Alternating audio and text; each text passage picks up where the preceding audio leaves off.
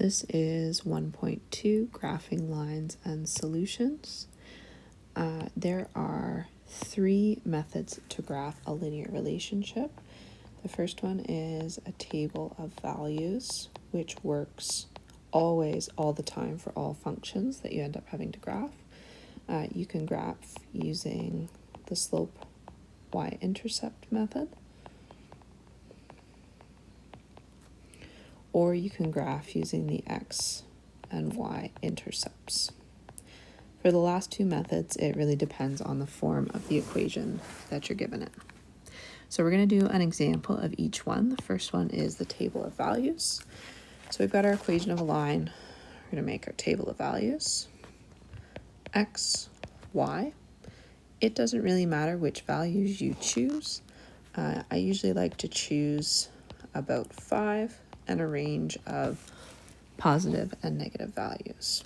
So to get the y, you're just going to sub the x value into the equation. I'll do the first one as an example. So 3 times minus 2 plus 2, minus 6 plus 2 would be minus 4. And then I'm going to do the same thing for the next ones. So 3 times minus 1 is minus 3, plus 2 is minus 1, 2. Then I've got 3 plus 2, which is 5. And then 2 times 3 is 6 plus 2, which is 8. My next step would be to take each of those points and plot them on the graph. So I would have minus 2, 3, 4 right here. Then I've got minus 1, 0, 2, 1, 5, and then 2, 6, 8, like this. And then what you should do is use a ruler to connect those dots. It's a little bit tricky on the iPad, but we'll see how it goes. Okay. You want to add arrows on the end. And you also want to label your graph with your equation. The second way to graph a line is using the slope and y-intercept method. If you're given the equation of a line in slope y-intercept form, this is the most efficient way. So the first thing you want to do is identify your slope, which is the number that's in front of the x. And then you want to identify your y-intercept, which is the constant term at the end. The next thing that you're going to do is plot your y-intercept on the graph. So remember, the coordinates of the y-intercept are always x equals 0 and then y. And then you're going to move to plot a second point using your slope, so your rise, and your run. So in this case, my rise is negative. So from my starting point, I'm going to go down 2, 1, 2. And then my run, I'm going to go to the right 3, 1, 2, 3. And then that's where I'm going to plot my point. The next thing that you're going to do is use your ruler again to draw a line that goes through those 2 points as best as possible. Arrows on the end of your line, and then you're going to label your equation of a line. The third method is graphing using the x and the y-intercept. If you're given an equation that looks like this, or that's in standard form, this is the most efficient method. So the first thing that you need to do is actually find the x and y-intercept. So for the x-intercept, we're going to let y equal 0 and solve the equation. So this will give us 4x equals minus 24. X equals minus 6. So our x-intercept is going to be 6, 0. Minus 6, 0, excuse me. We can plot that on our graph right here. And then for the y-intercept, we're going to let x equal 0 and solve the equation.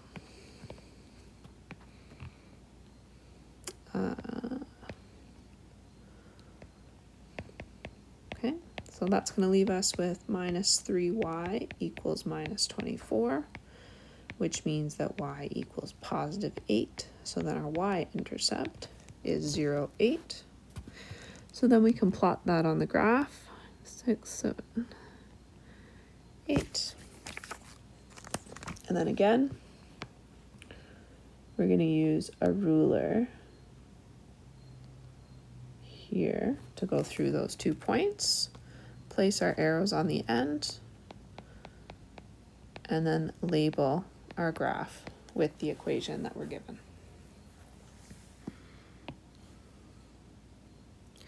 The other thing that you need to be familiar with when you're graphing lines is the idea of ordered pairs and solutions.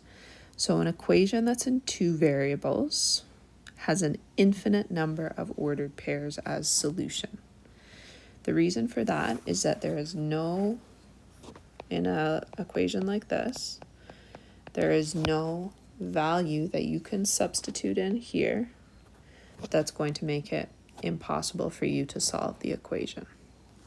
That is different from an equation like this, where there are numbers that I can't put in for x. Hopefully you recognize that 0 is one of those numbers. So a question that you might get asked is to find ordered pairs that lie on the line 3x plus y minus 4 equals 0. All you really need to do is pick 3 numbers for x and solve for y. So 2 ordered pairs that are easy to find like this is to find the x and the y-intercept. So if I set x equal to 0, I'm just looking for the solution for y. So I'm going to do the same thing that I did in that third graphing method, set x equal to 0. This is going to give me y equals 4. So one ordered pair that I have is 0, 4. Then I'm also going to set y to 0. So I've got 3x plus 0 minus 4 equals 0. 3x equals 4. And then x equals 4 thirds. So my second ordered pair would be 4 thirds and then 0. Now I need one more number. If I'm doing algebra like this, I really like to use small numbers. So I think what I might do is I'm going to set y equal to, let's use 1. I like the number 1. So 3x plus 1 minus 4 equals 0. Then I'm going to happily move along my way. 3x equals 3, x equals 1. Look at that, I have my third ordered pair. These are 3 examples. They are not the only answers that are correct. You could substitute any number in for x. Maybe you like the number 153, and you can solve for the corresponding value for y. The flip side of this type of question is if you're given a point, can you figure out if it lies on the line? So in order to do that, we can check and see if the left side is equal to the right side. So on our left side, we've got 3x minus 2y. On our right side, we've got 1. We're going to substitute in what the question's asking us about the point. So minus 35 minus 2 times minus 52.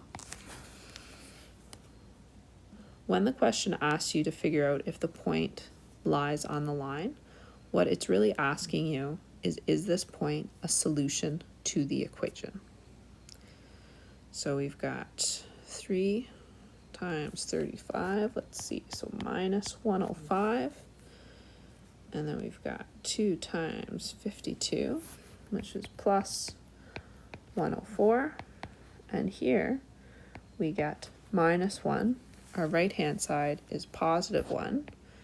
So since that's the 3 dots upside down, the left side does not equal the right side, the point 35 minus 52 is not on the line.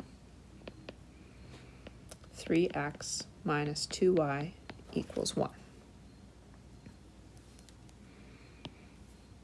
The last thing that we're going to look at in this example is a system of equations, and that's when you have 2 or more equations that are solved together. That's what our whole unit is focused on, building from last year.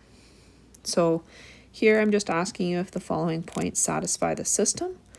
So that means if they satisfy the system, they're a solution to both equations. So I'm going to check point 3,1 in equation 1. So I've got do lots of left side, right side charts. So I've got y and 7 minus x. And then for equation 2, I've got my left side, my right side. I've got x minus 2y, and then 1. And I'm going to substitute in 3, 1. 7 minus 3 equals 4. So here, it's not a solution to the first equation. I don't even have to check my second one. Okay, so let's write does not up here. Now let's check the point 7, 0. So again, I'm going to set up my left side, right side chart. Start with my left side, my right side, and I'm going to substitute in 7 and 0. So I've got 0 for y. 7 minus 7 equals 0. So that's good. It satisfies the first equation. Now I need to check and see if it satisfies the second. So I've got x minus 2y on the left, 1 on the right. I'm going to put in 7 for x, 0 for y, and I'm going to end up with 7 on the left side, but 1 on the right side, so also does not satisfy. And then the last one we're going to look at here, I'll set up my left side, right side for equation 1. So I've got y, 7 minus x. I'm going to substitute in 2 for y. 7 minus 5, also 2. Things are looking good. Let's check the second equation. Left side, right side. And here we're going to substitute in 5 for x, 2 for y. We get 1 on the left side, 1 on the right side. So our final point does satisfy the system because it's a solution to both equations. Last thing that we're going to do is just draw a graph of the system to practice our skills from earlier. So I think, I'm not sure I can do this. Let's see. Nope. Okay. So my first equation is y equals 7 minus x. My second equation is x minus 2y equals 1. So I'm going to look at my first equation. Note that it's in slope y-intercept form and choose to graph using that method.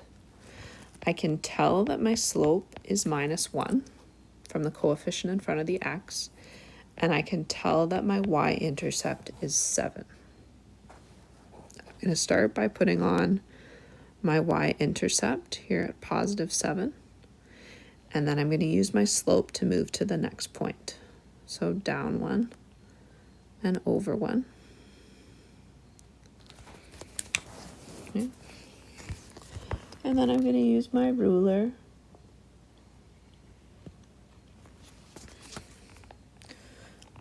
labels on the end,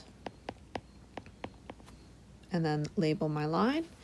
My second one, I see that it's almost in standard form, so I'm going to find the x-intercept